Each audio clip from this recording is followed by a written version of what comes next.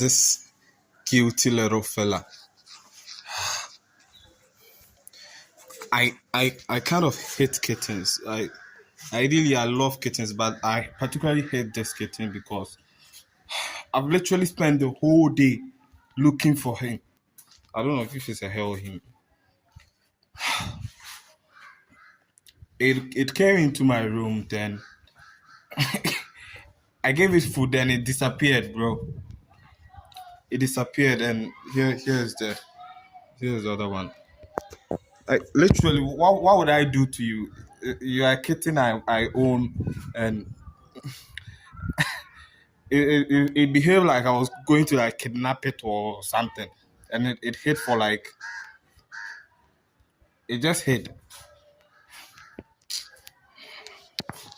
Look, very cute yet stubborn, extremely stubborn. I've been looking for this kitten for almost an hour now. It ran into my closet and it hid. Finally, I've been able to take it out of the closet.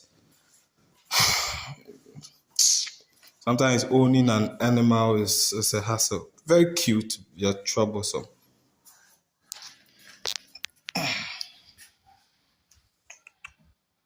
Go to your mom. So this is the mom.